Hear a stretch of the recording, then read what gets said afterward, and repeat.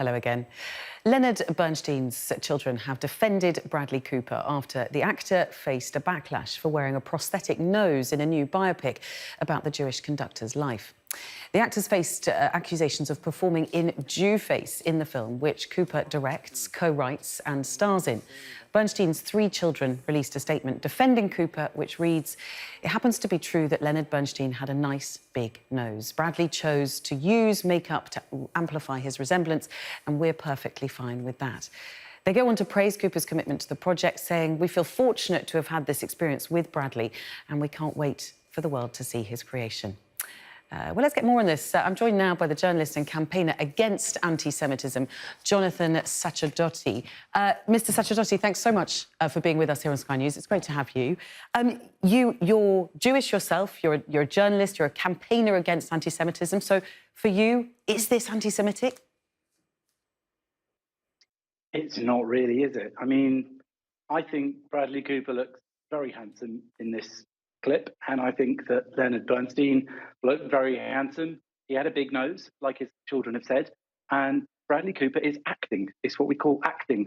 People pretending to be somebody else, and as part of that craft, they often try to look like somebody else. We didn't see this kind of backlash in other films where prosthetics were used. For example, we saw Gary Newman dressed up as Winston Churchill, almost unrecognizable because he looked so much like Churchill thanks to all the prosthetics they used. It won an Oscar in that movie. The makeup won an Oscar.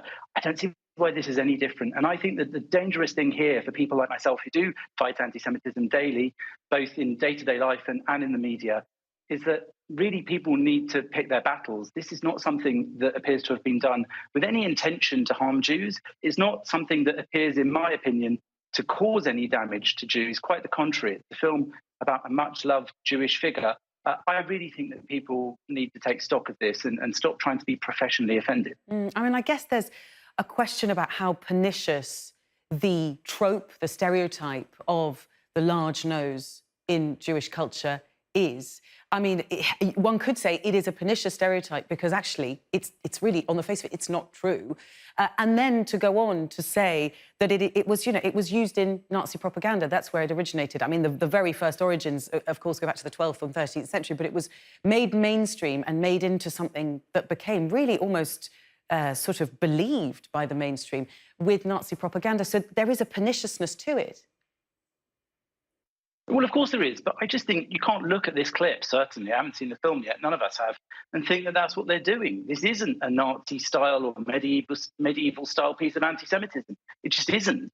It's somebody dressed up to look like a famous figure who had a big nose. I think, there have been actors who've had to dress up with big noses, prosthetic noses, for other roles. I mean, when we saw Margaret Thatcher depicted in Iron Lady, by, I think it was Meryl Streep. She had a prosthetic on her nose. She's not Jewish. Every big nose isn't Jewish.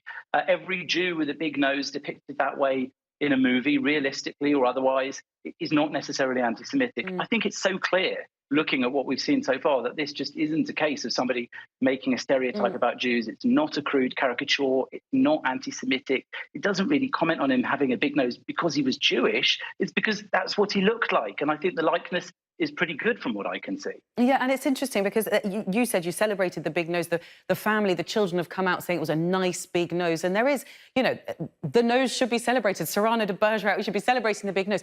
And yet there are Western ideals of beauty that forced, the likes of Barbra Streisand to be one of the very few Jewish women of her time who didn't have plastic surgery to reduce her nose and was proud of her what she called, these are her words, her Jewish nose.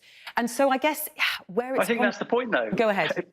Would you make it? I mean, we couldn't make a film about Streisand, for example, with someone playing her in her youth without somebody with a big nose, or to make a big nose. It's a fundamental part of who she is, not because she's Jewish, but maybe, as you said, she's commented on the Jewishness of her characteristics. I just think people need to be less hypersensitive when something isn't done to offend, to harm, to damage. Okay, so it's not done in a way that will cause that damage either. Okay, so it's just a massive overreaction. I'm going to be really quick with you because I'm being told we're nearly out of time. So a celebration rather than, as you say, than sort of stereotype. What would you say to those people who say, look, representation is so important today, why couldn't they find a Jewish actor to play the role? Oh, come on. I mean, like, are we really going to say that actors can only ever play parts that are exactly the same as them? To reduce Leonard Bernstein down to just a Jew, and therefore he must be played by just a Jew, is just as racist as anything else. People are not defined by any one characteristic exclusively. And I think that to define actors by their ethnicity or religion, and to define the characters they play purely by their ethnicity and religion, except in certain very important cases where that might be the most fundamental thing about them, I think it would be ridiculous. It's racist in itself. I think instead we need to see the intention and the effect of things which people think might be offensive. And I think that this race to the bottom of victimhood is really a result of identity politics, where now many Jewish people are probably feeling offended by this because they've been sort of pushed into this position of having to feel offended by anything that they think might be potentially perceived as anti-Semitic. We've got real anti-Semitism going on in the world in some very serious places, in very serious examples. That's really what we should be fighting. We shouldn't be fighting people who, with the best of intentions, are depicting much-loved Jewish characters and Jewish figures from real life in a respectful and loving way. This film, for goodness sake, is co-produced by Steven Spielberg, who just made a film himself about the anti-Semitism he experienced in his youth, who also set up a foundation to record audio and video testimony from Holocaust survivors and witnesses. I think to suggest that there's an intention to offend Jews in that, or even that that could be the result from what we've seen so far, is just overreacting, outrageous. People just need to move on. I can't believe we're on Sky News now discussing nosedives and Judaism.